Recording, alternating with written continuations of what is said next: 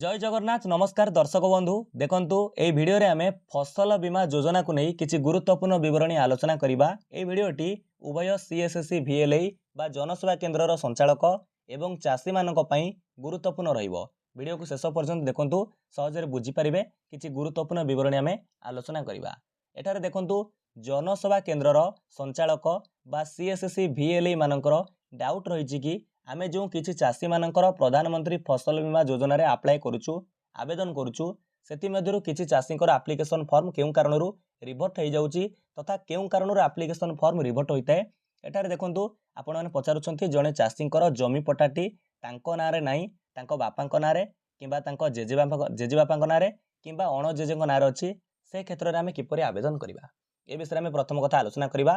Suppose बा धरि नियंतु आपण जणे कॉमन सर्विस सेंटर संचालक आपणकर सीएससी सेंटर को आपणकर साइबर कैफ को कोन होउची ना जणे चासी जाउछंती फसल बीमा योजना आवेदन करिया पई से क्षेत्र रे सेठी आपण कोन देखुछंती ना से चासींकर जमी पट्टाटी तांकर जेजे बापांक नार रहिछि किबा अण जेजेंक नार रहिछि से क्षेत्र रे आपण किपरि तांको पई आवेदन करिवे। एठारे देखंतु जदी जणे चासींकर जमी पट्टाटी तांकर जेजे बापांक नार रहिछि सेठी आपण कोन करिवे चासींकर आधार कार्ड सहित चासींकर बापांकर आधार कार्ड को गोटे पीडीएफ रे अटैच करिवे। देखंतु चाषींकर आधार कार्ड रे चाषींकर बापांक ना रहिछि एवं चाषींकर बापांकर आधार कार्ड रे तांकर बापांकर बापांक ना अर्थात चाषींकर जेजेंक ना रहितिबो।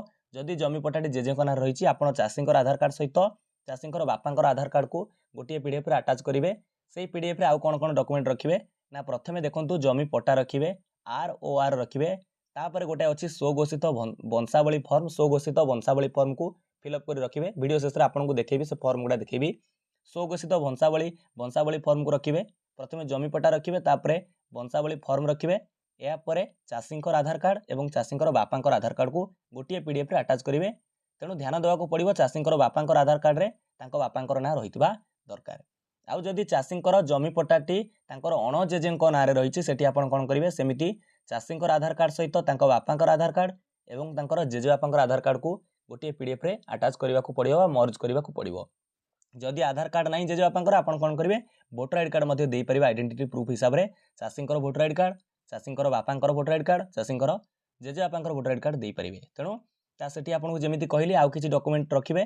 प्रथमे रखिबे जमी पट्टा बा ROR तापरे स्वघोषित वंशावली फॉर्म फिलअप करी अटैच करिवे बा मर्ज करिवे ता सहित चाषींकर आधार कार्ड चाषींकर बापांकर आधार कार्ड तांकर जेजे बापांकर कोनोसी आइडेंटिटी प्रूफ आधार कार्ड वोटर आईडी कार्ड गोटे पीडीएफ रे आपण अटैच करिवे एवं ताकू लैंड डिटेल्स रे अपलोड करिवे। मन रखंतु सबले लैंड डिटेल्स रे अपलोड करिवे लैंड डॉक्यूमेंट हिसाब रे अपलोड करिवे। एथिरे आपनकर एप्लिकेशन रिवर्ट होबनी सठिक भाव में आवेदन हो जिवो। एठी देखंतु आमे मु आपनको चाषींको पई कहउतली खुशी खबर आपण जानतु। देखंतु चाषींको पई खुशी खबर कोन रहिछि ना प्रधानमंत्री फसल बीमा योजना आरंभ बेले एग्री स्टॉक रो आईडी मागुतला। देखंतु आवेदन समय रे एग्री स्टॉक आईडी मागुतला समस्तଙ୍କ पाखरे एग्री स्टॉक आईडी नथिला। एथि पई नथिला कि एग्री स्टॉक रे नियम करिछि जेउ माननको नारे जमी पट्टाटी रहिछि से माने एग्री स्टॉक रे नाम पंजीकरण करि परिबे चाषी भाव रे पंजीकरण करि परिबे। तेणु प्रायत जगह कौन होना चाषींकर नारे जमी पट्टा नहीं तांको बापांको नारे किंबा तांको जेजे बापांको नारे किंबा अण जेजेंको नारे जमी पट्टा रही। तेणु से क्षेत्र में एग्री स्टॉक आईडी क्या पाखे नथिला। एबे देखंतु खुशी खबर होची एग्री स्टॉक आईडी को मैंडेटरी ऑप्शन हटे दिया जायछि बाध्यतामूलक ऑप्शन हटे दिया जायछि। एबे बिना एग्री स्टॉक आईडी रे आपण माने आवेदन करि परिबे फसल बीमा अप्लाई करि परिबे। तेणु शेष तारीख होची जुलाई मास 31 तारीख ता पूर्व आपण फसल बीमा आवेदन करंतु नियाति भाव फसल हानि हेले आपण सरकार तरफ सहायता राशि पाइपर फसल हानि बाबद को प्रत्येक प्लॉट पिछा 1 टंका पड़ुची।